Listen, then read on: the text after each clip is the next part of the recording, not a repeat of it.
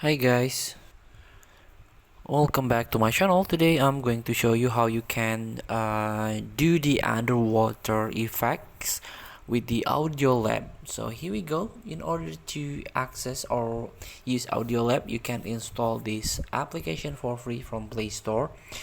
This is the Audiolab audio editor recorder. So what's new here? Audiolab now targets Android 14, new features added, and so on. So you can cut, mix, trim, merge, edit, enhance, equalize, record, and manipulate audio with this app, Audiolab Audio Editor. So here, after the installation, you can open it, and this is the interface.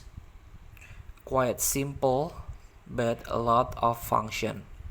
So here's in order to add use underwater effects, you can try to search the voice or voice changer.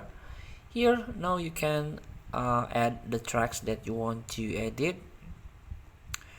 For example, this one.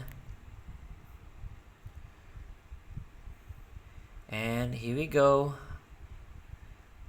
There are some effect or voice changer that you can try one by one.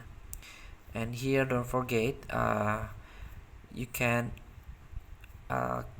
edit the part of that you want to edit or change the effect. For example, here. Next, you can try to search the underwater effect. Let's see. And this one, underwater. Now the effect is running,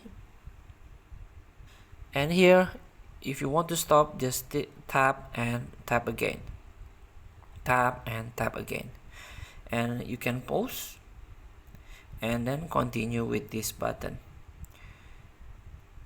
And if you think this is done, just tap this microphone icon. Now tap to save or tap to create, then save into your gallery. You can combine with another voice effects. So this is the underwater. Next you can add baby here, but you cannot fuse.